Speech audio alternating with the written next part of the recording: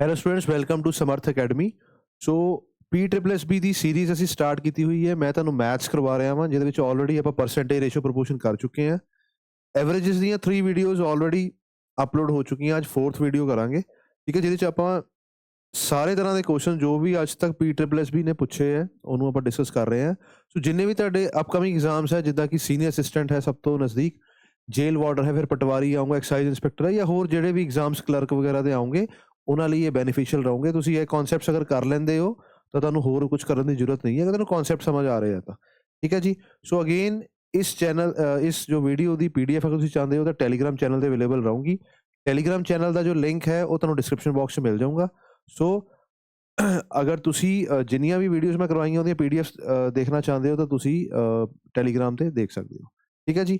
ਅਸੀਂ ਸਟਾਰਟ ਕਰਦੇ ਹਾਂ ਪਹਿਲਾ ਕੁਐਸਚਨ ਅੱਜ ਦਾ, ਠੀਕ ਹੈ ਜੀ। ਸੋ ਫਸਟ ਕੁਐਸਚਨ ਕਹਿ ਰਿਹਾ ਵਾ ਕਿ the product of 3 integers is XYZ is 192। ਤਿੰਨ ਇੰਟੀਜਰਸ ਹੈ XYZ, ਉਹਨਾਂ ਦਾ ਪ੍ਰੋਡਕਟ ਦਾ ਮਤਲਬ ਕੀ ਹੁੰਦਾ? ਮਲਟੀਪਲੀਕੇਸ਼ਨ। XYZ ਦੀ ਵੈਲਿਊ ਹੈ 192, ਕਹਿੰਦਾ ਕਿ Z ਇਜ਼ ਇਕੁਅਲ ਟੂ 4। ਜਿਹੜਾ Z ਹੈ ਇਹ 4 ਦੇ ਬਰਾਬਰ ਹੈ, ਤਾਂ ਮੈਂ ਕਹਿ ਸਕਦਾ ਹਾਂ ਜੋ XY ਹੈ ਉਹ ਕਿਹਦੇ ਬਰਾਬਰ ਹੋਊਗਾ? 192 ਡਿਵਾਈਡ ਬਾਈ 192 ਡਿਵਾਈਡ ਬਾਈ 4, ਸਾਡੇ ਕੋਲ ਇੱਥੇ ਆਊਗਾ 48, ਠੀਕ ਹੈ। XY ਦੀ ਵੈਲਿਊ ਕਿੰਨੀ ਆ ਜਾਊਗੀ? 48 ਆ ਜਾਊਗੀ, ਠੀਕ ਹੈ। ਉਹ ਕਹਿ ਰਹੇ ਸੀ ਕਿ ਤਿੰਨ ਨੰਬਰਾਂ ਦਾ ਪ੍ਰੋਡਕਟ ਜਿਹੜਾ ਵਾ ਜਿਹੜਾ ਮਲਟੀਪਲੀਕੇਸ਼ਨ ਹੈ 192 ਹੈ, ਜਿਹਦੇ ਚੋਂ Z ਦੀ ਵੈਲਿਊ 4 ਹੈ ਤੇ XY ਦੀ ਵੈਲਿਊ Z ਉੱਥੇ ਜਾ ਕੇ ਡਿਵਾਈਡ ਹੋ ਜਾਊਗਾ ਤਾਂ 48 ਹੈ, ਠੀਕ ਹੈ। ਫਿਰ ਇੱਕ ਹੋਰ ਚੀਜ਼ ਦੱਸੀ ਹੋਈ ਹੈ, ਕਹਿੰਦਾ ਜਿਹੜਾ P ਹੈ, P is equal to average. P ਜਿਹੜਾ ਵਾ ਉਹ ਔਸਤ ਹੈ ਦੋ ਨੰਬਰਾਂ ਦੀ। ਕਿਹੜੇ ਦੋ ਨੰਬਰ? X ਤੇ Y ਦੀ। ਐਵਰੇਜ ਕੱਢਣ ਲਈ ਔਸਤ ਕਰਨੀ, ਦੋ ਨੰਬਰ ਹੋਣ ਤਾਂ ਦੋ ਨਾਲ ਡਿਵਾਈਡ ਕਰਦੇ ਆ। ਕਹਿੰਦਾ P ਜਿਹੜਾ ਵਾ equal to average X Y ਹੈ। ਕਹਿੰਦਾ P ਦੀ ਮਿਨੀਮਮ ਵੈਲਿਊ ਕੀ ਹੋਊਗੀ? P ਦੀ ਮਿਨੀਮਮ ਵੈਲਿਊ ਦੇਖੋ, P ਦੀ ਵੈਲਿਊ ਮਿਨੀਮਮ ਹੋਣ ਲਈ X ਤੇ Y ਦੀ ਵੈਲਿਊ ਛੋਟੀ ਹੋਣੀ ਚਾਹੀਦੀ ਹੈ। X ਤੇ Y ਦੀਆਂ ਵੈਲਿਊ ਛੋਟੀ ਹੋਊਗੀ ਤਾਂ ਪਲੱਸ ਕਰਕੇ ਦੋਨੋਂ ਡਿਵਾਈਡ ਕਰੂੰਗਾ, ਐਵਰੇਜ ਵੀ ਘੱਟ ਆਊਗੀ। ਹੁਣ ਸਾਡੇ ਕੋਲ X ਤੇ Y ਦੀ ਵੈਲਿਊ ਜੋ ਹੈ 48 ਹੈ। X ਤੇ Y ਦੀ ਵੈਲਿਊ ਮਤਲਬ ਦੋ ਨੰਬਰ ਕਿਹੜੇ ਕਿਹੜੇ ਆ ਜਿਨ੍ਹਾਂ ਨੂੰ ਮੈਂ ਮਲਟੀਪਲਾਈ ਕਰਾਂ ਤਾਂ 48 ਆਉਂਦਾ ਵਾ। ਇਦਾਂ ਦੇ ਕਿਹੜੇ ਕਿਹੜੇ ਨੰਬਰ ਆ ਸਕਦੇ ਆ? 1 into 48 48 ਹੁੰਦਾ ਵਾ। 2 into 24 48 ਹੁੰਦਾ ਵਾ। ਇਹਦਾ ਮਤਲਬ ਕੀ ਹੈ ਕਿ ਇੱਕ ਨੂੰ ਅਗਰ X ਮੰਨ ਲਾ, ਦੂਜੇ ਨੂੰ Y ਮੰਨ ਲਾ ਤਾਂ 48 ਆ ਜਾਊਗਾ। 3 ਦੀ ਗੱਲ ਕਰਾਂਗੇ ਤਾਂ 16 ਨੂੰ 3 ਨਾਲ ਕਰਾਂਗੇ ਤਾਂ 48। 4 ਦੀ ਗੱਲ ਕਰਾਂ ਤੇ 12 into 48। 5 ਦੇ ਟੇਬਲ 'ਚ ਆਉਂਦਾ ਨਹੀਂ, 6 ਨਾਲ ਕਰਾਂਗੇ ਤਾਂ 6 into 8। ਉਸ ਤੋਂ ਬਾਅਦ ਜੋ ਨੰਬਰ ਆਊਗਾ ਸਾਡੇ ਕੋਲ ਉਹ ਆ ਜਾਊਗਾ 8 into 6, ਇਦਾਂ ਕਰਕੇ ਇਹ ਵਾਲੇ ਪੇਅਰਸ ਆਉਂਗੇ। ਤੁਸੀਂ ਦੇਖੋ ਕੀ ਕਹਿੰਦਾ ਪਿਆ ਵਾ ਕਿ X and Y ਦੀਆਂ ਵੈਲਿਊਜ਼ ਜਾਂ ਤਾਂ ਆਹ ਚੀਜ਼ ਹੋ ਸਕਦੀ, ਜਾਂ ਵਾਲੀ, ਜਾਂ ਹੁਣ ਇਹਨਾਂ ਦੇ ਵਿੱਚ ਐਵਰੇਜ ਸਭ ਤੋਂ ਘੱਟ ਕਿਹਦੀ ਬਣੂਗੀ? ਤੁਹਾਨੂੰ ਮੈਂ ਕੀ ਦੱਸਿਆ, ਜਿਹਦੇ ਵਿੱਚ X ਤੇ Y ਦੀ ਵੈਲਿਊ ਘੱਟ ਹੈ। ਹੁਣ ਦੇਖੋ 48 ਨੂੰ 1 ਨਾਲ ਕਰਾਂਗੇ, 48 ਤੇ 1 49 ਹੁੰਦਾ, ਜਿਹਦੇ ਚ ਜੋੜ ਸਭ ਤੋਂ ਘੱਟ ਹੋਵੇ। 48 ਤੇ 1 49 ਵਾ। ਇੱਥੇ 24 ਤੇ 2 ਕਿੰਨੇ ਹੁੰਦੇ? 26। ਇੱਥੇ ਕਿੰਨੇ ਹੈ? 19। ਇੱਥੇ ਕਿੰਨੇ ਹੈ? 16। ਇੱਥੇ ਕਿੰਨੇ ਹੈ? 14। ਤਾਂ ਸਭ ਤੋਂ ਘੱਟ ਕਿਹੜਾ ਵਾ? ਆਹ ਵਾਲਾ ਵਾ। ਸੋ ਇੱਕ ਨੰਬਰ 6 ਹੈ, ਇੱਕ ਨੰਬਰ 8 ਹੈ। ਇੱਕ ਨੰਬਰ 6 ਹੈ, ਇੱਕ ਨੰਬਰ 8 ਹੈ। ਇਹਨੂੰ 2 ਨਾਲ ਡਿਵਾਈਡ ਕਰੋ। 14 ਨੂੰ 2 ਨਾਲ ਡਿਵਾਈਡ ਕਰਾਂਗੇ ਤਾਂ ਸਾਡਾ ਆਨਸਰ ਕਿੰਨਾ ਆ ਜਾਊਗਾ? 7 ਆ ਜਾਊਗਾ। ਆਪਸ਼ਨ ਕੀ ਹੈ? 7। ਇਹ ਤੁਹਾਡੇ PSSB ਦੇ ਐਗਜ਼ਾਮਸ ਦੇ ਵਿੱਚ ਪੁੱਛਿਆ ਹੋਇਆ ਕੁਐਸਚਨ ਹੈ। ਸੋ ਜ਼ਰੂਰੀ ਨਹੀਂ ਹੁੰਦਾ ਕਿ ਐਵਰੇਜ ਦੇ ਵਿੱਚ ਈਜ਼ੀ ਕੁਐਸਚਨ ਆਵੇ, ਹਾਲਾਂਕਿ ਇਹ ਵੀ ਈਜ਼ੀ ਹੈ, ਪਰ ਤੁਹਾਨੂੰ ਪਤਾ ਹੋਣਾ ਚਾਹੀਦਾ ਕਿ ਕੁਐਸਚਨ 'ਚ ਪੁੱਛ ਕੀ ਰਿਹਾ ਵਾ, ਠੀਕ ਹੈ ਜੀ। ਚਲੋ ਨੈਕਸਟ ਕੁਐਸਚਨ ਦੇਖਦੇ ਹਾਂ। ਨੈਕਸਟ ਕੁਐਸਚਨ 'ਚ ਕਹਿ ਰਿਹਾ ਤੁਹਾਨੂੰ ਕਿ average of to numbers is 65 ਔਰ 6.5। ਦੋ ਨੰਬਰਸ ਦੀ ਐਵਰੇਜ ਦਾ ਮਤਲਬ ਹੁੰਦਾ ਵਾ ਕਿ ਉਹਨਾਂ ਦਾ ਸਮ ਦੋ ਨਾਲ ਮਲਟੀਪਲਾਈ ਕਰਕੇ ਦੇਖਾਂਗੇ 13 ਹੋਣਾ ਚਾਹੀਦਾ। ਦੋ ਨੰਬਰਸ ਦਾ ਸਮ 13 ਹੋਣਾ ਚਾਹੀਦਾ ਵਾ। ਕਹਿੰਦਾ ਕਿ ਦੋ ਨੰਬਰਸ ਦੀ ਐਵਰੇਜ 6.5 ਹੈ ਤਾਂ ਉਹਨਾਂ ਦਾ ਸਕੁਅਰ ਰੂਟ ਕਿਹਦਾ? ਪ੍ਰੋਡਕਟ ਦਾ। ਅਗਰ ਉਹ ਦੋ ਨੰਬਰਾਂ ਦੀ ਮਲਟੀਪਲੀਕੇਸ਼ਨ ਕਰਕੇ ਜਿਹੜਾ ਆਨਸਰ ਆਉਂਦਾ ਉਹਦਾ ਸਕੁਅਰ ਰੂਟ ਕੱਢਿਆ ਜਾਵੇ ਤਾਂ 6 ਆਉਣਾ ਚਾਹੀਦਾ ਵਾ। ਕਹਿੰਦਾ ਨੰਬਰ ਕਿਹੜੇ ਕਿਹੜੇ ਹੋਣਗੇ? ਨੰਬਰ ਕਿਹੜੇ ਕਿਹੜੇ ਹੋਣਗੇ? ਪਹਿਲਾਂ ਗੱਲ, ਦੋਨਾਂ ਨੂੰ ਪਲੱਸ ਕਰਕੇ 13 ਆਉਣਾ ਚਾਹੀਦਾ। 5 ਤੇ 8 ਇਹ ਨਹੀਂ ਆਊਗਾ। 9 4 13, 10 3 13, 11 2 13, ਇਹ ਨੰਬਰਸ ਹੋਣਗੇ। ਹੁਣ ਇਹਨਾਂ ਦਾ ਕਿਹੜਾ ਨੰਬਰ ਹੈ ਜਿਹਦਾ ਅੰਡਰ ਰੂਟ, ਸਕੁਅਰ ਰੂਟ ਦਾ ਮਤਲਬ ਹੁੰਦਾ ਅੰਡਰ ਰੂਟ 6 ਆਵੇ? ਇਹਦਾ ਮਤਲਬ ਉਹਦਾ ਪ੍ਰੋਡਕਟ ਜਿਹੜਾ ਵਾ 36 ਆਉਣਾ ਚਾਹੀਦਾ ਵਾ। 36 ਦਾ ਅੰਡਰ ਰੂਟ ਹੀ ਤਾਂ 6 ਹੁੰਦਾ ਵਾ। ਸੋ ਕਿਹੜੇ ਦੋ ਨੰਬਰ ਆ ਜਿਹਨਾਂ ਨੂੰ ਮਲਟੀਪਲਾਈ ਕਰੀਏ 36 ਆਊਗਾ? 9 into 4 36, 10 into 30 3 30 ਹੁੰਦਾ ਵਾ, 11 into 2 22 ਹੁੰਦਾ ਵਾ। ਆ ਵੀ ਆਨਸਰ ਨਹੀਂ ਹੋਊਗਾ, ਆ ਵੀ ਨਹੀਂ ਹੋਊਗਾ। ਸਾਡਾ ਆਨਸਰ ਕੀ ਹੋਊਗਾ? B ਆਪਸ਼ਨ 9 and 4, ਠੀਕ ਹੈ ਜੀ, ਈਜ਼ੀ ਹੈ। ਨੈਕਸਟ ਕੁਐਸਚਨ ਕਰਦੇ ਹਾਂ। The average of the 5 observations is, ਹੁਣ ਤੁਸੀਂ ਧਿਆਨ ਨਾਲ ਦੇਖੋ ਕਿ ਐਵਰੇਜ ਆਫ 5 ਆਬਜ਼ਰਵੇਸ਼ਨ ਦੀ ਗੱਲ ਕਰ ਰਿਹਾ ਵਾ। ਧਿਆਨ ਨਾਲ ਦੇਖੋ, ਇੱਕ ਸਾਡੇ ਕੋਲ ਨੰਬਰ ਹੈ X, ਇੱਕ ਹੈ X+2, ਇੱਕ ਹੈ X+4, ਇੱਕ ਹੈ X+6, ਇੱਕ ਹੈ X+8। ਅਸੀਂ ਜਦੋਂ ਐਵਰੇਜ ਚੈਪਟਰ ਕਰਦੇ ਹਾਂ ਉਹਦੇ ਵਿੱਚ ਸੀਰੀਜ਼ ਵਾਲੇ ਕੁਐਸਚਨਸ ਕਰਦੇ ਹਾਂ। ਸੀਰੀਜ਼ ਵਾਲਾ ਕੁਐਸਚਨ ਹੈ ਕੰਸੈਕਟਿਵ ਸੀਰੀਜ਼ ਹੈ। ਕੰਸੈਕਟਿਵ ਦਾ ਮਤਲਬ ਹੁੰਦਾ ਵਾ ਕਿ ਲਗਾਤਾਰ ਦੋ ਨੰਬਰਸ ਹੈ ਉਹਨਾਂ 'ਚ ਡਿਫਰੈਂਸ ਜਿਹੜਾ ਵਾ ਕਾਮਨ ਹੋਣਾ ਚਾਹੀਦਾ। ਕੰਸੈਕਟਿਵ ਸੀਰੀਜ਼, ਹਾਲਾਂਕਿ ਕੰਸੈਕਟਿਵ ਸੀਰੀਜ਼ ਦਾ ਮਤਲਬ ਹੁੰਦਾ 1 2 3 4 5, ਇਹ 'ਚ ਡਿਫਰੈਂਸ ਕਿੰਨਾ 2 ਦਾ ਵਾ। ਯਾਦ ਰੱਖਿਓ ਜਦੋਂ ਸੀਰੀਜ਼ ਇੱਦਾਂ ਆਉਂਦੀ ਜਿੱਦਾਂ ਕਿ 1 3 5 7 9 2 ਦਾ ਡਿਫਰੈਂਸ ਹੈ, ਇਹਨਾਂ ਦੀ ਜੋ ਐਵਰੇਜ ਹੁੰਦੀ ਹੈ ਉਹ ਮਿਡਲ ਨੰਬਰ ਹੁੰਦਾ ਵਾ। ਇਹਨਾਂ ਦੀ ਐਵਰੇਜ ਕੀ ਹੁੰਦੀ ਹੈ? Middle number. ਉਹਨੇ 2 ਦਾ ਫਰਕ ਹੈ, ਇਹਨਾਂ ਦੀ ਐਵਰੇਜ ਜਿਹੜੀ ਆ ਉਹ x+4 ਹੋਊਗੀ। ਠੀਕ ਹੈ, 2 + 2 + 2 + 2 5 ਨੰਬਰ ਹੈ। 5 ਨੰਬਰ ਹੁੰਦੇ ਔਡ ਨੰਬਰਸ ਦਾ ਜਿਹੜਾ ਐਵਰੇਜ ਹੁੰਦੀ ਉਹ ਮਿਡਲ ਨੰਬਰ ਹੁੰਦਾ ਵਾ। ਦੈਟ ਮੀਨਸ ਇਹਦਾ ਜਿਹੜੀ ਐਵਰੇਜ ਹੈ ਉਹ ਸਾਡੇ ਕੋਲ x+4 ਹੈ। ਉਹ ਕਹਿ ਰਿਹਾ ਵਾ ਕਿ ਦ ਐਵਰੇਜ ਆਫ ਦ 5 ਆਬਜ਼ਰਵੇਸ਼ਨ ਜਿਹੜੀਆਂ ਦਿੱਤੀਆਂ ਇਹਨਾਂ ਦੀ ਐਵਰੇਜ 11 ਹੈ। ਸੋ ਇਹਦਾ ਮਤਲਬ ਕੀ ਹੈ? ਧਿਆਨ ਨਾਲ ਦੇਖੋ, ਇਹਦਾ ਮਤਲਬ ਕੀ ਹੈ ਕਿ x+4 ਜੋ ਹੈ ਉਹ 11 ਹੈ। x ਦੀ ਵੈਲਿਊ ਕਿੰਨੀ ਹੋਊਗੀ? 7 ਹੋਊਗੀ। x ਦੀ ਵੈਲਿਊ ਕਿੰਨੀ ਹੋਊਗੀ? 7। ਇੱਥੇ x ਦੀ ਵੈਲਿਊ 7 ਹੈ, ਇਹ ਥਰੂ ਆਊਟ x ਦੀ ਵੈਲਿਊ ਕਿੰਨੀ ਹੈ? 7 ਹੈ। ਉਹਨੂੰ ਕਹਿ ਰਿਹਾ ਕਿ what is the average of last 3 observation, ਆਖਰੀ ਦੇ 3 ਆਬਜ਼ਰਵੇਸ਼ਨ। ਧਿਆਨ ਦਿਓ, ਆਖਰੀ ਦੇ 3 ਆਬਜ਼ਰਵੇਸ਼ਨ ਆ ਸਾਡੇ ਕੋਲ ਹੈ, ਇਹਨਾਂ ਦੀ ਐਵਰੇਜ ਕੀ ਹੋਊਗੀ? ਮਤਲਬ x+4 x+6 ਤੇ x+8 ਦੀ ਐਵਰੇਜ ਕੀ ਹੋਊਗੀ? ਕੰਸੈਕਟਿਵ ਸੀਰੀਜ਼ ਦੇ ਵਿੱਚ ਅਗਰ ਨੰਬਰ ਔਡ ਹੈ 1 2 3 ਔਡ ਨੰਬਰ ਹੈ ਨਾ 3 ਨੰਬਰ, ਇਹਨਾਂ ਦਾ ਮਿਡਲ ਨੰਬਰ ਹੀ ਇਹਦੀ ਐਵਰੇਜ ਹੁੰਦੀ ਹੈ। ਇਹਦਾ ਮਤਲਬ ਸਾਡੀ ਐਵਰੇਜ ਕੀ ਹੋਊਗੀ? x+6, ਜਿਹਦੇ ਵਿੱਚ x ਦੀ ਵੈਲਿਊ ਕਿੰਨੀ ਹੈ? 7। ਸੋ 7 x+6 7 + 6 ਕਿੰਨਾ ਹੁੰਦਾ? 13। ਸਾਡਾ ਆਂਸਰ ਕਿੰਨਾ ਆਊਗਾ? 13। ਠੀਕ ਹੈ, ਸੋ 13 ਜੋ ਹੈ ਸਾਡਾ ਆਪਸ਼ਨ। ਠੀਕ ਹੈ ਜੀ, ਇਹ ਕੁਐਸਚਨ ਸਕਰੀਨ ਤੇ ਦੇਖ ਕੇ ਜਾਂ ਬਿਨਾ ਪੈਨ ਪੇਪਰ ਯੂਜ਼ ਕੀਤੇ ਵੀ ਕੀਤਾ ਜਾ ਸਕਦਾ ਵਾ। ਕਿੱਦਾਂ? ਮੈਨੂੰ ਨਜ਼ਰ ਆ ਗਿਆ ਕਿ ਇਹ ਕੰਸੈਕਟਿਵ ਸੀਰੀਜ਼ ਹੈ, ਇਹਦੇ ਵਿੱਚ x+4 ਜੋ ਹੈ ਮਿਡਲ ਨੰਬਰ ਹੈ ਉਹ ਸਾਡੇ ਐਵਰੇਜ ਦੇ ਬਰਾਬਰ ਹੋਊਗਾ 11 ਦੇ। ਸੋ ਇੱਥੇ 4 ਦੇ ਵਿੱਚ ਮੈਂ ਕੀ ਐਡ ਕਰਾਂ ਕਿ 11 ਆ ਜਾਏ 7। ਇਹਦਾ ਮਤਲਬ x ਦੀ ਵੈਲਿਊ ਕਿੰਨੀ ਹੈਗੀ? 7। ਹੁਣ ਲਾਸਟ ਦੇ 3 ਨੰਬਰਸ ਦੇ ਵਿੱਚ ਜਿਹੜੀ ਐਵਰੇਜ ਹੈ ਸਾਡੇ ਕੋਲ, ਲਾਸਟ ਦੇ 3 ਨੰਬਰਸ ਦੀ ਐਵਰੇਜ ਜੋ ਹੈ ਉਹ x+6 ਆਊਗੀ। ਠੀਕ ਹੈ,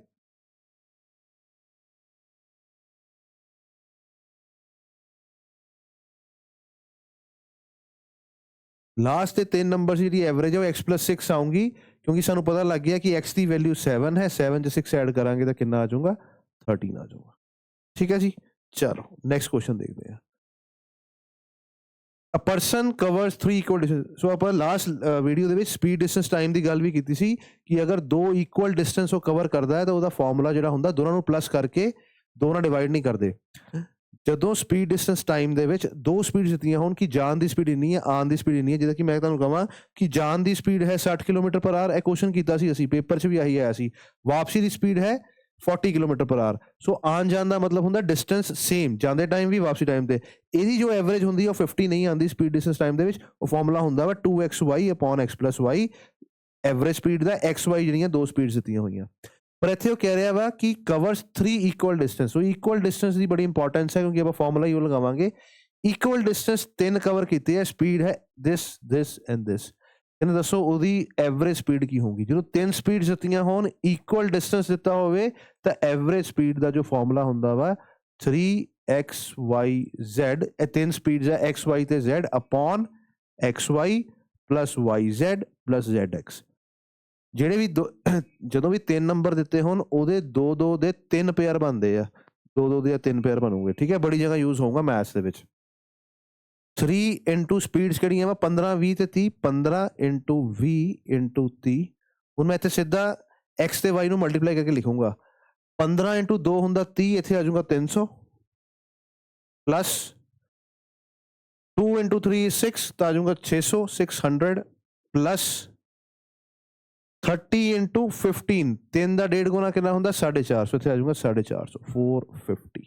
ਠੀਕ ਹੈ, 9 4 1350, ਨੀਚੇ ਆ ਗਿਆ ਸਾਡੇ ਕੋਲ 1350, 1350। 3 15 20 30। ਠੀਕ ਹੈ ਜੀ, ਸੋ 0 ਨਾਲ 0 ਕੈਂਸਲ ਕਰੋ, ਨੀਚੇ 9 ਬਣ ਰਿਹਾ ਵਾ। 3 ਤੇ 9 ਦੇ ਟੇਬਲ 'ਚ ਆਊਂਗਾ, ਤੁਸੀਂ 9 ਦੇ ਟੇਬਲ 'ਚ ਕੱਟ ਕਰ ਸਕਦੇ ਹੋ। ਦੇਖੋ 3 3 9, 9 ਦੇ ਟੇਬਲ 'ਚ ਕੱਟ ਕਰਾਂਗੇ, 90 ਤੋਂ ਬਾਅਦ 45 ਹੈ, ਇੱਥੇ 15 ਦੇ ਟੇਬਲ 'ਚ ਕੱਟ ਹੋਊਗਾ। 15 ਨਾਲ 15 ਕੱਟ ਗਿਆ, ਆਂਸਰ ਆ ਗਿਆ 20 km/h। ਕਿੰਨਾ ਆਂਸਰ ਆ ਗਿਆ? 20 km/h ਸਾਡਾ ਆਂਸਰ ਹੈ। ਕਦੀ ਵੀ ਇਦਾਂ ਨਹੀਂ ਕਰਨਾ ਕਿ ਤਿੰਨਾਂ ਨੂੰ ਪਲੱਸ ਕਰਕੇ 30 50 60 65 ਕਿਲੋਮੀਟਰ ਤਿੰਨਾਂ ਨੂੰ ਪਲੱਸ ਕਰਕੇ ਇਹਨੂੰ 3 ਨਾਲ ਡਿਵਾਈਡ ਕਰਾਂਗੇ ਤਾਂ ਕੁਝ ਹੋਰ ਆਂਸਰ ਆਊਗਾ, ਸਾਡਾ ਆਂਸਰ ਕੁਝ ਹੋਰ ਆਇਆ। ਸੋ ਐਕਸੈਪਸ਼ਨ ਕਹਿ ਸਕਦੇ ਆ ਕਿ ਸਪੀਡ ਡਿਸਟੈਂਸ ਟਾਈਮ ਜੋ ਹੈ ਐਵਰੇਜ ਲਈ ਐਕਸੈਪਸ਼ਨ ਦਾ ਕੰਮ ਕਰਦਾ ਵਾ। ਠੀਕ ਹੈ ਜੀ, ਚਲੋ ਨੈਕਸਟ ਕੁਐਸਚਨ ਦੇਖਦੇ ਹਾਂ। The product of x, y, z is 92. Z is equal to 4. P is equal to average of x and y. What is the minimum possible value of y? ਇਹ ਆਪਾਂ ਕਰ ਚੁੱਕੇ ਹਾਂ ਆਲਰੇਡੀ ਕੁਐਸਚਨ, ਇਹਦਾ answer ਹੈ 7 ਹੈ, repeat ਹੋ ਗਿਆ ਕੁਐਸਚਨ, ਠੀਕ ਹੈ। ਸੋ x y z ਦਾ ਹੁਣੇ ਅਸੀਂ ਕਰਕੇ ਆਏ ਸੀ ਕਿ ਐਵਰੇਜ ਜਿਹੜੀ ਆ ਸੌਰੀ ਪ੍ਰੋਡਕਟ ਜਿਹੜਾ ਵਾ ਉਹ 92 ਦੇ ਬਰਾਬਰ ਹੈ, z 4 ਦੇ ਬਰਾਬਰ ਸੀ ਤੇ x y 48 ਦੇ ਬਰਾਬਰ ਆ ਗਿਆ ਸੀ।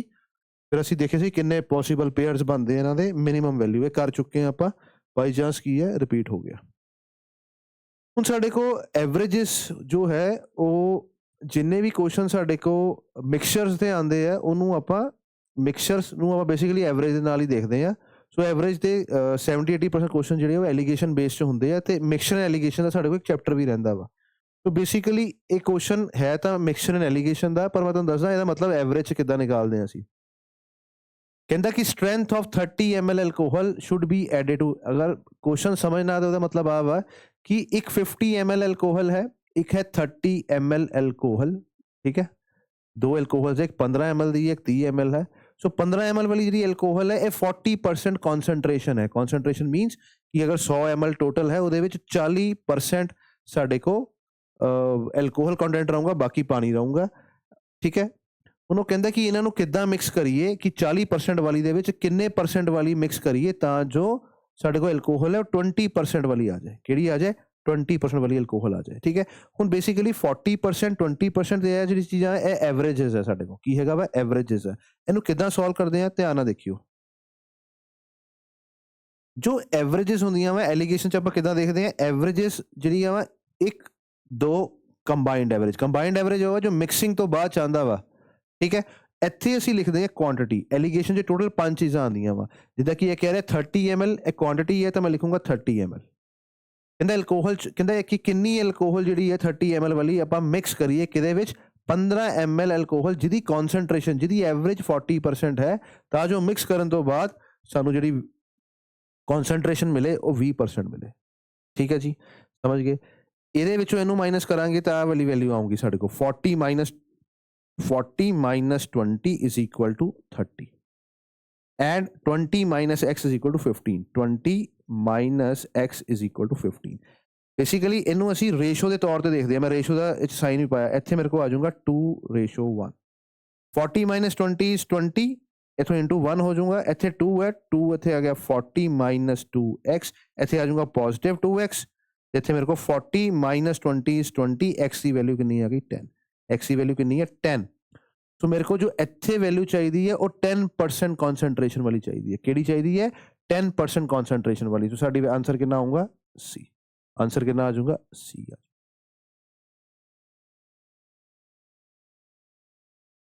ਦੇਖੋ ਇਹਨੂੰ ਕਰਨ ਦੇ ਹੋਰ ਵੀ ਟ੍ਰਿਕਸ ਹੁੰਦੇ ਆ ਬਹੁਤ ਜ਼ਿਆਦਾ, ਠੀਕ ਹੈ, ਕਿਉਂਕਿ ਮੈਨੂੰ ਪਤਾ ਇਹਦੀ ਕੁਆਂਟਿਟੀ ਡਬਲ ਹੈ, ਤਾਂ ਤੁਸੀਂ ਇਹਨੂੰ ਕੁਆਂਟਿਟੀ ਡਬਲ ਹੈ ਤਾਂ ਇਹਨੂੰ 20% ਕਰਕੇ ਵੀ ਚੈੱਕ ਕਰ ਸਕਦੇ ਹੋ ਕਿ 20 40 ਦੇ ਇਨ ਬਿਟਵੀਨ ਨੰਬਰ ਕਿਹੜਾ ਵਾ 20, ਇੱਦਾਂ ਵੀ ਪਤਾ ਲੱਗ ਜਾਂਦਾ ਵਾ।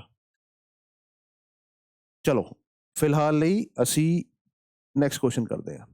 ਦ average of 8 numbers is 20। 8 number ਹੈ, ਠੀਕ ਹੈ, n ਕੀ ਹੈ 8, ਇਹਨਾਂ ਦੀ ਐਵਰੇਜ ਕਿੰਨੀ ਹੈ 1, ਇਹਨਾਂ ਦੀ ਐਵਰੇਜ ਹੈ 20 ਤੇ ਸਮ ਕਿੰਨਾ ਹੋਊਗਾ 8 to the 16 160, ਇਹ ਸਮ ਹੈ। ਕਹਿੰਦੇ ਫਸਟ 2 ਨੰਬਰਸ ਦੀ ਐਵਰੇਜ ਜਿਹੜੀ ਹੈ ਉਹ 15.5 ਹੈ। ਪਹਿਲੇ 2 ਨੰਬਰ ਇਹਨਾਂ ਦੇ ਵਿੱਚੋਂ ਜਿਹੜੇ ਫਸਟ 2 ਨੰਬਰਸ ਹੈ ਉਹਨਾਂ ਦੀ ਐਵਰੇਜ ਕਿੰਨੀ ਹੈ 15.5 ਤੇ ਸਮ ਕਿੰਨਾ ਹੋਊਗਾ 31। ਨੈਕਸਟ 3 ਨੰਬਰਸ ਹੈ ਉਹਨਾਂ ਦੀ ਐਵਰੇਜ ਹੈ 21 1/3।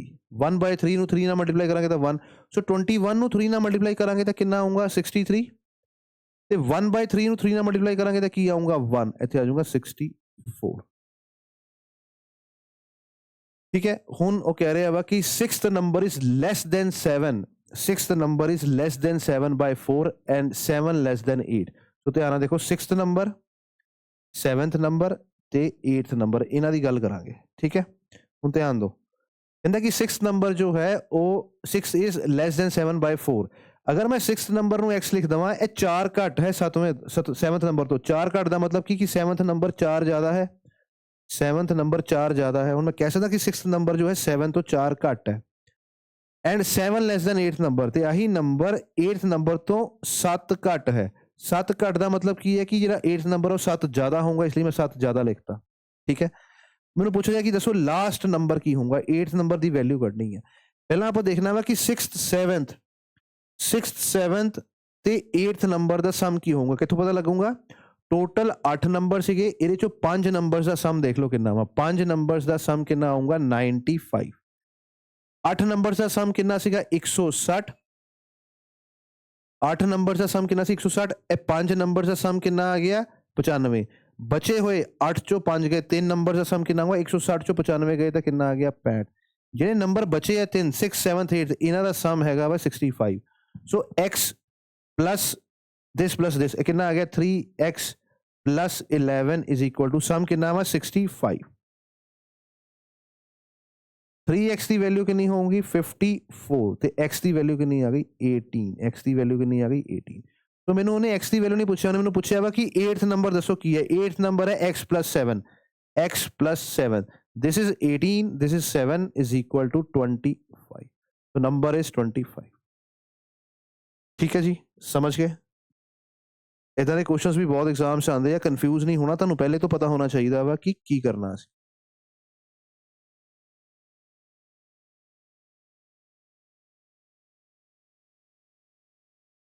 A group of boys had an average weight of 45 kg. One boy weighing 52 kg leaves the group and another boy weighing 37 kg joins the group. If now the average weight of the group is 42.5, then how many boys are there in the group? ਦੇਖੋ ਅਸੀਂ ਕਰਨ ਨੂੰ ਤਾਂ proper method ਦੇ ਨਾਲ ਕਰ ਸਕਦੇ ਹਾਂ, ਪਰ ਮੈਂ ਤੁਹਾਨੂੰ ਟ੍ਰਿਕ ਦੇ ਨਾਲ ਕਰਵਾਉਂਗਾ। ਦੇਖੋ ਕੀ ਕਹਿ ਰਿਹਾ ਵਾ ਕਿ ਮੰਨ ਲੈਂਦੇ ਆ ਕਿ ਇਹਦੇ ਬॉयਜ਼ ਹੈ ਉਹ x ਹੈ, ਅਸੀਂ x ਦੀ ਵੈਲਿਊ ਨਿਕਾਲਣੀ ਹੈ। ਇਹਨਾਂ ਦੀ ਐਵਰੇਜ ਜਿਹੜੀ ਹੈ ਉਹ 45 kg ਕਿੰਨੀ ਹੈ? 45 kg।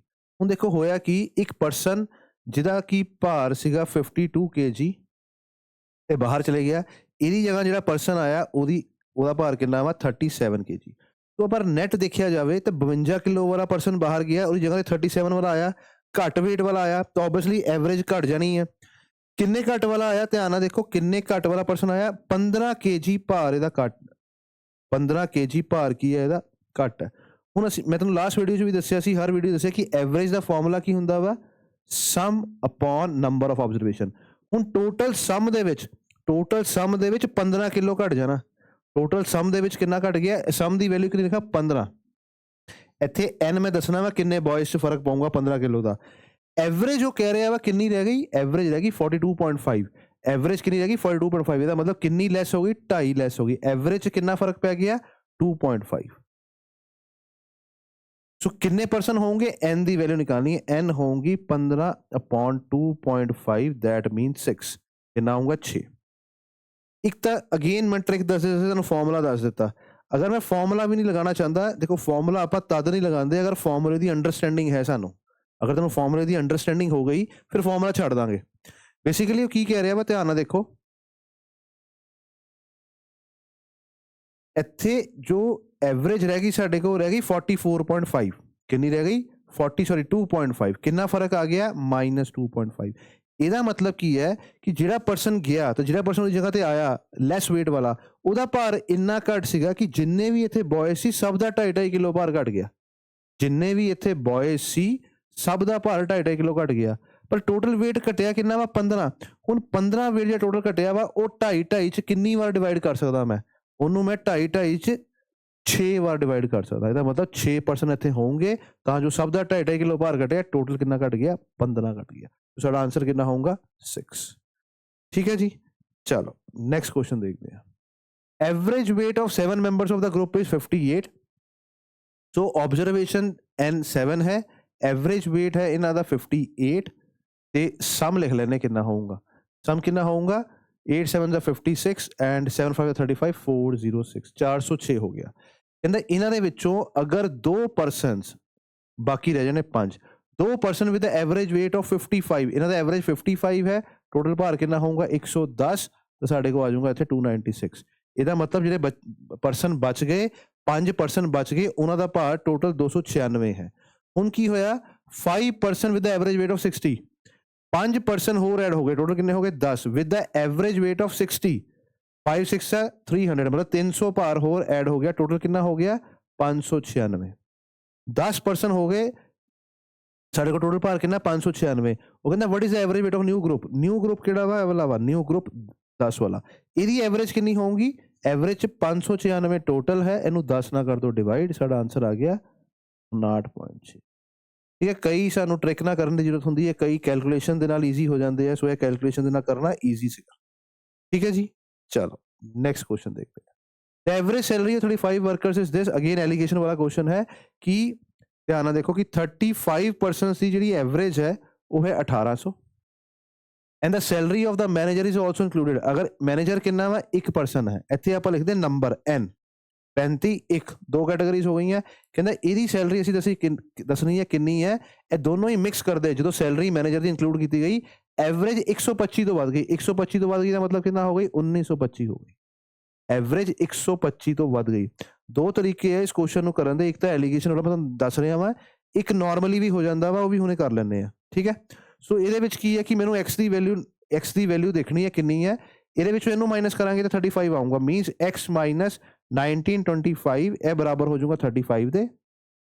नैक्सट आपां इहदे विचों इहनूं माइनस करांगे तो आ चीज़ आ जाऊगी, सो 1925 1800 माइनस करांगे तो की आ जाऊगा 125।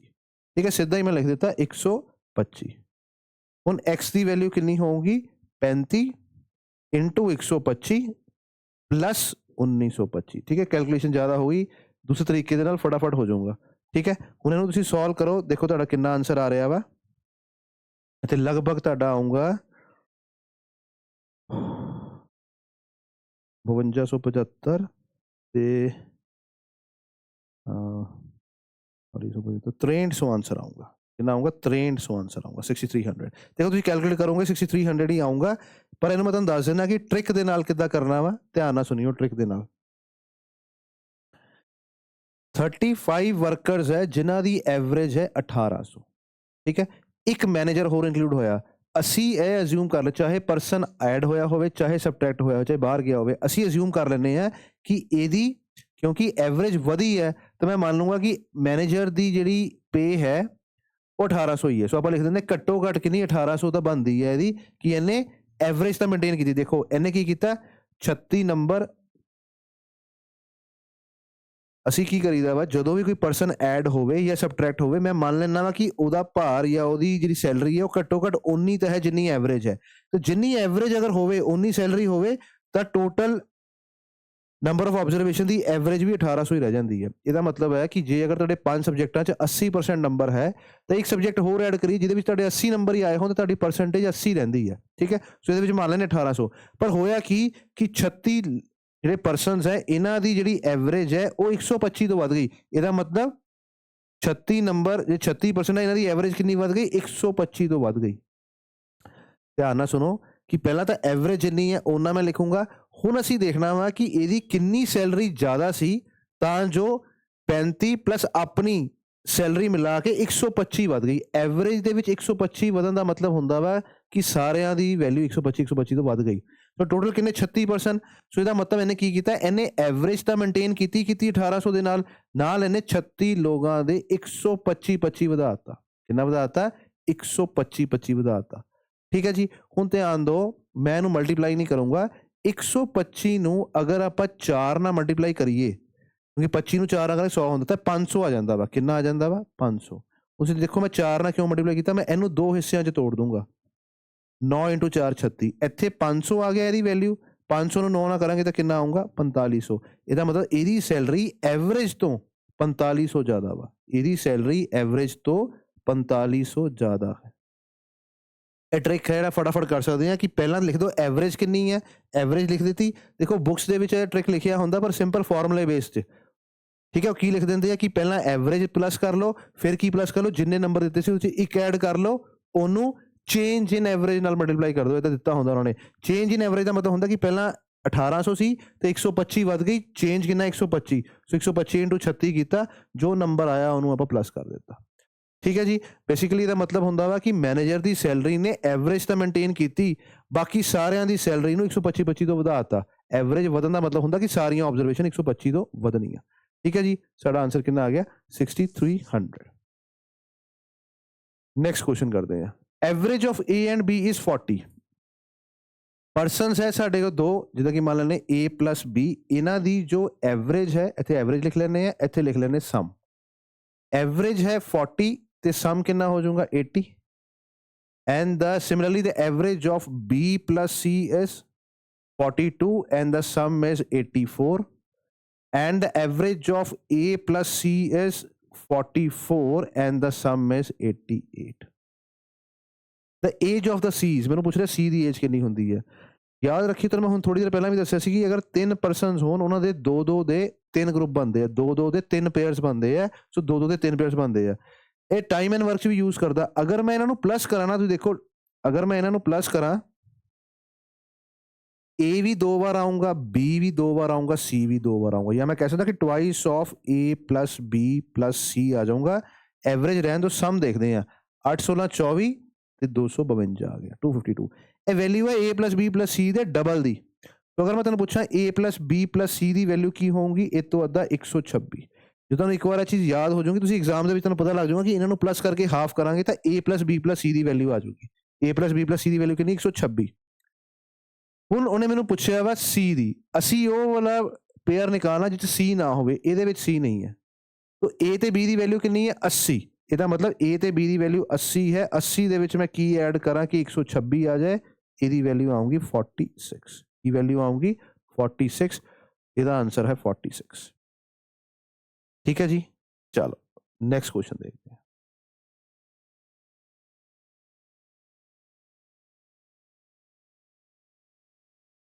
A cricketer has a certain average of 9 innings। Again मैं एलिगेशन ना करूंगा, 9 innings है, certain average है, मैंने पता नहीं कितनी है। In the 10th inning that means 10वीं इनिंग, 9 innings 10वीं हो गई, टोटल 2 कैटेगरीज हो गई। उन्हें 100 रन बनाए, ਉਹਦੀ ਐਵਰੇਜ 8 ਤੋਂ ਵੱਧ ਗਈ। ਕਿੰਨੀ ਵੱਧ ਗਈ, 8 ਤੋਂ ਵੱਧ ਗਈ। ਪਹਿਲਾਂ ਐਵਰੇਜ x ਸੀਗੀ, ਹੁਣ ਮਿਕਸ ਹੋ ਕੇ ਕਿੰਨੀ ਹੋ ਗਈ, x plus 8 ਹੋ ਗਈ। ਦੱਸੋ ਨਿਊ ਐਵਰੇਜ ਕਿੰਨੀ ਹੈ। ਨਿਊ ਐਵਰੇਜ ਦਾ ਮਤਲਬ ਹੁੰਦਾ ਕਿ ਮੈਂ ਵੈਲਿਊ ਨਿਕਾਲਣੀ ਹੈ, ਯਾਦ ਰੱਖਣਾ ਵਾ x plus 8। ਜਨਰਲੀ ਆ ਵੈਲਿਊ ਜਿਹੜੀ ਹੁੰਦੀ ਨਾ x ਦੀ ਦਿੱਤੀ ਹੁੰਦੀ ਹੈ, ਬੱਚੇ ਦੀ x ਦੀ ਵੈਲਿਊ ਨਿਕਲਦੀ, ਉਹ ਟਿਕ ਕਰ ਦਿੰਦਾ ਵਾ। ਦੈਟ ਇਜ਼ 올ਡ ਐਵਰੇਜ 9 ਇਨਿੰਗਸ ਦੀ। ਸੋ ਇਹਨੂੰ ਇਹਦੇ ਵਿੱਚੋਂ ਮਾਈਨਸ ਕਰਨਾ, ਸਿੱਧਾ ਆਂਸਰ ਲਿਖਾਂਗੇ 100 - x -8। 100 - 8 ਹੁੰਦਾ ਵਾ 92, ਇੱਥੇ ਆਣਾ -x। ਇੱਥੇ x ਆ ਜਾਏ, ਯਾਦ ਰੱਖਿਓ x plus 8 minus x। ਸੋ x minus x ਖਤਮ ਹੋ ਜਾਣਾ, ਨੀਚੇ ਆ ਜਾਣਾ 8। ਇੱਥੇ ਮੇਰੇ ਕੋ ਆ ਗਿਆ 9/1। ਸੋ 9 8 ਆ 72 ਔਰ 92 minus x ਆ ਗਿਆ। ਔਰ ਇਹ ਇੱਥੇ ਆ ਕੇ ਮਾਈਨਸ ਹੋਊਗਾ ਤਾਂ ਬਚੂਗਾ ਕਿੰਨਾ, 20। x ਦੀ ਵੈਲਿਊ ਮੇਰੇ ਕੋ ਕਿੰਨੀ ਆ ਗਈ, 20। ਸੋ ਮੈਂ ਤੁਹਾਨੂੰ ਕੀ ਕਿਹਾ ਸੀ, ਸਟੂਡੈਂਟਸ 20 ਟਿਕ ਕਰ ਦਿੰਦੇ ਆ। 20 x ਦੀ ਵੈਲਿਊ ਆ, ਮੈਂ x plus 8 ਦੀ ਵੈਲਿਊ ਨਿਕਾਲਣੀ ਹੈ। ਸੋ this is 20 plus 8 is equal to 28। ਸਾਡਾ ਆਂਸਰ ਹੈ ਬੀ ਆਪਸ਼ਨ। ਠੀਕ ਹੈ ਜੀ, ਇੱਕ ਬੈਟਿੰਗ ਐਵਰੇਜ ਦਾ ਹੈ, ਬੋਲਿੰਗ ਐਵਰੇਜ ਦਾ ਕੁਐਸਚਨ ਵੀ ਆਂਦਾ ਵਾ, ਬੜਾ ਇੰਪੋਰਟੈਂਟ ਹੈ। ਇਦਾਂ ਦੇ ਸਿੰਪਲ ਕੁਐਸਚਨਸ ਵੀ ਆਉਂਦੇ ਹੈ। ਬੱਚੇ ਜਨਰਲੀ ਕੀ ਕਰਦੇ, ਇਹਨਾਂ ਨੂੰ ਪਲੱਸ ਕਰਕੇ ਐਵਰੇਜ ਨਿਕਾਲਣ ਦੀ ਕੋਸ਼ਿਸ਼ ਕਰਦੇ ਆ। ਅਸੀਂ ਇਹਨੂੰ ਵੇਟਡ ਐਵਰੇਜ ਦੇ ਨਾਲ ਕਰਾਂਗੇ। ਦੇਖੋ ਕਹਿ ਰਿਹਾ ਕਿ average of 7 11 15 x 14 21 25 the average ਕਿੰਨੀ ਹੈ, 15। What is the value of x, x the value ਕੀ ਹੋਊਗੀ। ਦੇਖੋ ਵੇਟਡ ਐਵਰੇਜ ਨਿਕਾਲਣ ਦੀ ਲੋੜ ਹੀ ਨਹੀਂ। ਵੇਟਡ ਐਵਰੇਜ ਮੀਨਸ ਮੀਨ ਉਹਨੇ ਦਿੱਤਾ ਹੋਇਆ 15। ਅਸੀਂ ਦੇਖਣਾ ਵਾ, ਧਿਆਨ ਨਾਲ ਦੇਖੋ, ਮੇਰੇ ਕੋਲ ਕੀ ਹੈ 11 ਹੈ, 7 11 ਹੈ, 15 ਹੈ। x ਨੂੰ ਇੱਕ ਵਾਰ ਛੱਡ ਦਿੰਦੇ ਆ, 14 ਹੈ, 21 ਹੈ, 25 ਹੈ। x ਦੀ ਵੈਲਿਊ ਨਿਕਾਲਣੀ ਹੈ। ਮੈਂ ਕੀ ਦੇਖਣਾ ਵਾ ਕਿ ਜਿਹੜਾ ਨੰਬਰ 7 ਹੈ ਉਹ ਸਾਡੇ ਮੀਨ ਤੋਂ, ਵੇਟਡ ਐਵਰੇਜ ਤੋਂ ਕਿੰਨਾ ਘੱਟ ਹੈ। 15 ਤੋਂ ਕਿੰਨਾ ਘੱਟ ਹੈ, -8 8 ਘੱਟ ਹੈ। ਇਹ ਕਿੰਨਾ ਘੱਟ ਹੈ, -4 ਘੱਟ ਹੈ। ਇਹ ਕਿੰਨਾ ਘੱਟ ਹੈ, 0। 15 15 ਹੀ ਹੈ, 0 ਮੰਨ ਲਓ। ਇਹ ਕਿੰਨਾ ਘੱਟ ਹੈ, -1। ਇਹ ਕਿੰਨਾ ਜ਼ਿਆਦਾ ਹੈ, +6। ਇਹ ਕਿੰਨਾ ਜ਼ਿਆਦਾ ਹੈ, +10। ਹੁਣ ਪਲੱਸ ਵਾਲੇ ਕਿੰਨੇ ਜ਼ਿਆਦਾ ਹੈ, 16। ਇਹ ਕਿੰਨੇ ਘੱਟ ਹੈ, -13। ਕਿੰਨਾ ਜ਼ਿਆਦਾ ਆ ਗਿਆ, +3। ਦੇਖੋ ਇਹ ਪਲੱਸ ਮਾਈਨਸ ਜਿਹੜਾ ਵਾ ਕਿਹਦੇ ਬੇਸ ਤੇ ਆ ਰਿਹਾ, 15 ਦੀ ਐਵਰੇਜ ਤੇ। ਜਦੋਂ ਐਵਰੇਜ 15 ਹੋਵੇ ਤਾਂ ਜਦੋਂ ਮੈਂ 15 ਨਾਲ ਕੰਪੈਰੀਜ਼ਨ ਕਰ ਰਿਹਾ ਵਾਂ ਤਾਂ ਇੱਥੇ ਆਂਸਰ 0 ਆਉਣਾ ਚਾਹੀਦਾ, ਪਰ ਆਂਸਰ ਕਿੰਨਾ ਆ ਗਿਆ, 13। ਤਾਂ ਅਗਰ ਮੈਂ ਮੰਨ ਲਵਾਂ ਕਿ x ਦੀ ਵੈਲਿਊ 15 ਹੈ ਤੇ ਨੰਬਰ 3 ਜ਼ਿਆਦਾ ਆ ਰਿਹਾ ਵਾ, ਸੋ ਬੈਲੈਂਸ ਕਰਨ ਲਈ ਮੈਨੂੰ ਇਹਨੂੰ 3 ਘਟਾਉਣਾ ਪਊਗਾ। ਕਿੰਨਾ ਆ ਗਿਆ, 12। ਕਿਉਂਕਿ ਅਗਰ ਇੱਥੇ ਇੱਕ ਨੰਬਰ 12 ਹੁੰਦਾ ਤਾਂ ਉੱਥੇ ਮੈਂ ਕੀ ਲਿਖਦਾ, ਤਾਂ 15 ਤੋਂ ਕਿੰਨਾ ਘੱਟ ਹੈ, 3 ਘੱਟ ਹੈ। 3 ਘੱਟ ਤੇ 3 ਨਾਲ ਬੈਲੈਂਸ ਹੋ ਜਾਂਦਾ। ਸੋ ਇਹਦਾ ਮਤਲਬ x ਦੀ ਵੈਲਿਊ ਕਿੰਨੀ ਹੈ, 12। ਸਾਡਾ ਆਂਸਰ ਕਿੰਨਾ ਆ ਜਾਊਗਾ, 12। ਦੁਬਾਰਾ ਇੱਕ ਵਾਰ ਮੈਂ ਸਮਝਾ ਦਿੰਦਾ, ਕਿਉਂਕਿ ਇਹਦੇ ਵਿੱਚ ਨਾ ਪਲੱਸ ਮਾਈਨਸ ਕਰਨ ਦੀ ਜ਼ਰੂਰਤ ਨਹੀਂ ਹੁੰਦੀ ਹੈ। ਇੱਦਾਂ ਦੇ ਕੁਐਸਚਨਸ ਹੁੰਦੇ ਤਾਂ ਈਜ਼ੀ ਹੈ, ਪਰ ਕੈਲਕੂਲੇਟਿਵ ਹੁੰਦੇ ਆ। ਸੋ ਅਸੀਂ ਕੀ ਕਰਦੇ ਹਾਂ, ਵੇਟਡ ਐਵਰੇਜ ਲੈਂਦੇ ਹਾਂ। ਵੇਟਡ ਐਵਰੇਜ ਉਹਨੇ ਦਿੱਤੀ ਹੋਈ 15। ਮੈਂ ਦੇਖਿਆ ਕਿ ਇਹ 15 ਤੋਂ ਕਿੰਨਾ ਘੱਟ ਹੈ, 8। ਇਹ 4 ਘੱਟ ਹੈ, ਇਹ 1 ਘੱਟ ਹੈ, 14 1 ਘੱਟ ਹੈ, 15 ਲਿਆ ਨਹੀਂ ਅਸੀਂ। ਇੱਥੇ ਕਿੰਨਾ ਘੱਟ ਹੈ, 6 ਜ਼ਿਆਦਾ ਹੈ। ਇਹ ਕਿੰਨਾ ਜ਼ਿਆਦਾ, 10 ਜ਼ਿਆਦਾ ਹੈ। ਜਦੋਂ ਮੈਂ ਇਹਨੂੰ ਪਲੱਸ ਕੀਤਾ ਨਾ, ਦੇਖੋ ਵੇਟਡ ਐਵਰੇਜ ਦਾ ਮਤਲਬ ਤਕੜੀ ਹੈ ਇੱਕ ਤਰ੍ਹਾਂ ਦੀ। ਇੱਥੇ ਅਗਰ ਮੈਂ 15 ਨਾਲ ਕੰਪੈਰੀਜ਼ਨ ਕਰ ਰਿਹਾ ਤਾਂ 0 ਤੇ ਖਤਮ ਹੋਣਾ ਚਾਹੀਦਾ। ਜਿੰਨੇ ਇੱਧਰ ਹੈ ਉਨਾ ਹੀ ਇੱਧਰ ਹੋਣੇ ਚਾਹੀਦੇ, 0। पर जो साडे को आंसर आया वो +3 आया। कितना आंसर आ गया सी साडे को +3 कितना आया +3 ਹੁਣ बेसिकली ਇੱਥੇ +3 नहीं आना चाहिए ਇੱਥੇ 0 आना चाहिए ਵਾ। ਸੋ ਮੇਰੇ ਕੋਲ x ਦੀ ਵੈਲਿਊ ਪੈਂਡਿੰਗ ਹੈ। ਅਗਰ ਮੈਂ x ਦੀ ਵੈਲਿਊ ਇੱਥੇ 15 ਲੈ ਲੈਂਦਾ ਤਾਂ 15 ਆ ਚੀਜ਼ ਹੈ, ਇੱਥੇ +3 ਹੈ ਤੇ +3 ਜੋ ਹੈ ਉਹ ਕੀ ਹੈ ਤੁਹਾਡੀ ਐਵਰੇਜ ਨੂੰ ਬੈਲੈਂਸ ਨਹੀਂ ਕਰ ਰਿਹਾ। +3 ਨਹੀਂ ਆਣਾ ਚਾਹੀਦਾ, ਠੀਕ ਹੈ।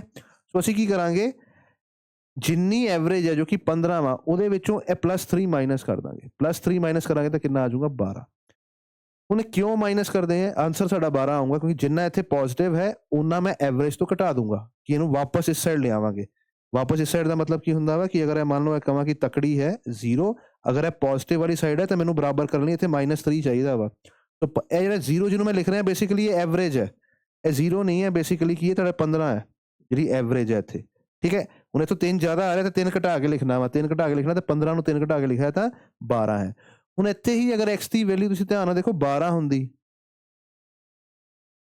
ਤਾਂ ਮੈਂ ਤੁਹਾਨੂੰ ਕੀ ਪੁੱਛਣਾ ਸੀਗਾ ਕਿ 15 ਤੋਂ ਕਿੰਨਾ ਘੱਟ ਹੈ, 3 ਘੱਟ ਹੈ। ਸੋ ਜਿਹੜਾ ਇੱਥੇ +3 ਆਇਆ ਉਹ -3 ਦੇ ਨਾਲ ਕੈਂਸਲ ਹੋ ਜਾਂਦਾ, ਮੇਰਾ ਆਂਸਰ ਐਵਰੇਜ 15 ਆ ਜਾਣੀ ਸੀ, ਠੀਕ ਹੈ।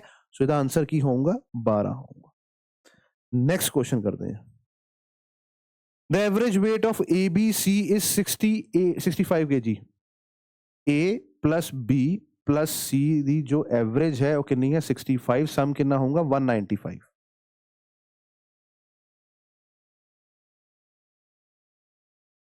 If the average weight of C and B, C ਤੇ B ਦੀ ਜੋ ਐਵਰੇਜ ਹੈ ਉਹ ਕਿੰਨੀ ਹੈ 61.5 ਜਾਂ ਮੈਂ ਲਿਖੂੰਗਾ 123 ਡਬਲ ਕਰਕੇ, and the average of A plus C is 68.5, ਇਹ 70 ਤੋਂ 1.5 ਘੱਟ ਹੈ। 140 ਤੋਂ 3 ਘਟਾ ਕੇ ਲਿਖ ਲਓ, that is 137, ਠੀਕ ਹੈ ਜੀ। ਹੁਣ ਮੈਨੂੰ ਪੁੱਛ ਰਿਹਾ ਕਿ ਦੱਸੋ C ਦਾ weight ਕਿੰਨਾ ਹੋਊਗਾ, weight ਕਿਹਦਾ C ਦਾ ਕਿੰਨਾ ਹੋਊਗਾ। ਧਿਆਨ ਨਾਲ ਦੇਖੋ, ਅਗਰ ਮੈਂ ਇਹਨਾਂ ਦੋਨਾਂ ਨੰਬਰਸ ਨੂੰ ਪਲੱਸ ਕਰਾਂ ਇਹਨੂੰ, ਮੇਰੇ ਕੋ ਕੀ ਆਊਗਾ A plus B plus twice of C आ जाऊंगा। ਕੀ आऊंगा C जो है वो 2 बार आ जाएगा। प्लस कर लेते हैं, ये मेरे पास आ गया 0, ये आ जाएगा 6, 260। इसकी वैल्यू कितनी आ गई 260। अब C की वैल्यू पूछ रहा है, देखो A plus B plus C की वैल्यू दे रखी है, इसमें से अगर मैं माइनस कर दूं ये वाली वैल्यू कौन सी A plus B plus C, अब A से A कट जाएगा, B से B कटेगा, माइनस करना है, 2C से C कट जाएगा तो C की वैल्यू आ जाएगी। तो एग्जाम में हमने क्या करना है, बस 260 में से किसको माइनस करना है A plus B plus C जो कि 195 है, ये मेरी वैल्यू आ जाएगी 65। क्या वैल्यू आ जाएगी 65। ये 200 से 60 ज्यादा है, 200 से 5 कम है, टोटल कितना आ गया 65। सो मेरा आंसर होगा यहाँ पे A ऑप्शन, ठीक है जी। चलो नेक्स्ट क्वेश्चन देखो, ये एक्साइज में आया हुआ क्वेश्चन है। एक्साइज इंस्पेक्टर का पेपर जो हुआ था लास्ट, उसमें आया था, the owner buys a petrol, कहता है कार ओनर है, उसने 1 साल 17 रुपए लीटर के हिसाब से पेट्रोल पुरवाया, एक 19, एक 20, 3 consecutive years, compute the average cost per litre. हमने बताना है कि उसको एवरेज पर लीटर ऑयल का पेट्रोल का प्राइस कितना पड़ा, 3 सालों की एवरेज निकालनी है अगर वो हर साल इतने पैसे खर्चता था। देखो एवरेज का फॉर्मूला क्या होता है हमारे पास, sum upon number of observation. ध्यान देना, sum upon number of observation. Sum का यहाँ मतलब है कि कितने पैसे खर्चे, तो वो हर साल अगर 6460 खर्चता था, 3 साल में कितने खर्चे, इतने। अब नीचे मेरे को बताना है एन, एन मीन्स पेट्रोल, कितने लीटर पेट्रोल है। सो कितने लीटर है तो मेरे को निकालना पड़ेगा, पहले साल उसने जब इतने पैसे खर्चे तो उसको 17 रुपए के हिसाब से कितने लीटर पेट्रोल है, इतना। अगले साल 6460 तो यहाँ आ गया था 19, अगले साल 6460 तो यहाँ पे क्या आ गया 20। ये सारा है एन की वैल्यू, ये सारी क्या है एन की वैल्यू। अब ध्यान से देखो, ये सारे नंबर ना इन नंबर से कट रहा है, 6460 नंबर 17, 19 और 20 से कट रहा है। 20 से कटिंग की बात करूं तो यहाँ कितना आ जाएगा 323, ठीक है, आधा। 17 के 3 के टेबल में कितना होगा 51, बचेगा कितना 136। तो 7 के कौन से टेबल में 6 आता है, 8 के टेबल में, 8 7 56, तो यहाँ आएगा 8 और ये 0 यहाँ आ जाएगा। तो यहाँ 380 लीटर तेल जो है वो यूज किया गया पेट्रोल। 19 के 3 के टेबल में आता है 57, बचा कितना 76, तो 19 के 4 के टेबल में आएगा 76, तो मेरे पास यहाँ आ जाएगा 0340, ये आया।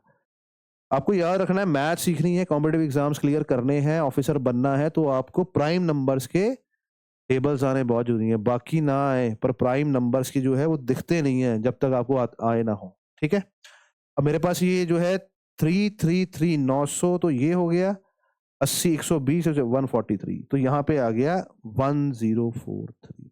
क्या आ गया मेरे पास 1043। अब आप ध्यान से देखेंगे तो ये डेसिमल में है, तो मेरे को डिवीजन करनी ही पड़ेगी। ठीक है, जैसे कि ये 18.4 है, 18.58 बहुत नजदीक है, 19 और 21 अलग अलग हैं, दूर दूर है। पहले मैं क्या करता हूँ, मल्टीप्लाई कर लेता हूँ। 6000 का 3000 1800 होता है, 1800 1200 1380, ये आना चाहिए यहाँ पे। ठीक है जी, देखो मैंने क्या किया, 6000 को 3000 से करेंगे तो 18000, और 400 को 300 से करेंगे तो 1200। अच्छा, यहाँ पे एक नंबर कम हो गया। ठीक है, 60 को 3 से करेंगे तो 180, यहाँ आएगा 380, 19380। ठीक है, 19380, 80 ठीक था, यहाँ 3 आएगा। अब मेरे को ये देखना है कि कौन से टेबल में इसकी कटिंग होगी। ठीक है, तो यहाँ कर लेते हैं इसकी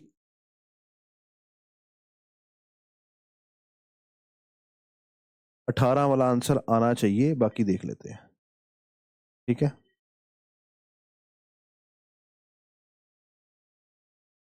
यही डिवाइड कर देते हैं। ठीक है, सो मेरे पास है 19380 डिवाइडेड बाय नंबर में यहाँ लिख देता हूँ 1043, तो ये 1043 तो आना ही चाहिए, क्योंकि सारे ऑप्शंस में 1 2 भी है, 2 वाला कैंसिल हो जाएगा, तो ये ऑप्शन नहीं आएगा। ठीक है, यहाँ क्या आएगा, यहाँ आ गया 5, यहाँ आ गया 9, यहाँ 895, और यहाँ आ गया 0। बस अब यहाँ पे ही मेरे को चेक कर लेना कि क्या आंसर आएगा। तो जब मैं इसको 8 से मल्टीप्लाई करूंगा तो 1000 का तो आ जाएगा, 1000 का तो आ जाएगा 8000, और इसका क्या आएगा 8 3 जा 24, 2 कैरी, इसका आएगा 3 से 8364, कितना आ गया 836। ठीक है, तो 19 वाला ऑप्शन भी कैंसिल हो गया। अब यहाँ आ गया 6, यहाँ बचा 14, 6 और 8 14, 8 में से इनके 5, यहाँ पे आ गया 5 8 6, यहाँ पे आ गया। बस अब ये खत्म हो गया। 1000 5000 होता है, 5000। ठीक है, 1000 को 5 से करेंगे तो 5000 आएगा, तो मेरा ऑप्शन जो है, क्योंकि इसको 5 से करेंगे तो 215 आएगा। ठीक है, सो 5215 ये आएगा, तो मेरा आंसर जो है ये वाला होगा, बी ऑप्शन। ठीक है जी, सो अगेन मैं बता रहा हूँ, ये एक्साइज इंस्पेक्टर के एग्जाम में आया हुआ क्वेश्चन है जो लास्ट टाइम हुआ था। ठीक है जी, चलो। सो अगर आप ऑफलाइन बैच में कोचिंग लेना चाहते हैं, जिसमें हम मैथ्स की क्लासेस डेली लगाते हैं, जो हमारा सिलेबस है वो इन डेप्थ चलता है, मतलब हम सारी टाइप्स कवर करते हैं, ताकि बच्चे का कोई भी जो डाउट है वो रह ना जाए, कोई टाइप रह ना जाए। और सारी टाइप्स करने का ये भी फायदा रहता है कि बच्चे की इतनी प्रैक्टिस हो जाती है कि उसकी नॉर्मल कैलकुलेशंस जो है वो बाय डिफॉल्ट तेज हो जाती हैं। ठीक है, जैसे एक ही क्वेश्चन को हम 10 बार करेंगे डिफरेंट तरीके से, तो आपकी कैलकुलेशन भी ठीक होनी शुरू हो जाती है। ठीक है जी, so all the best for the upcoming PSSB exam. Thank you.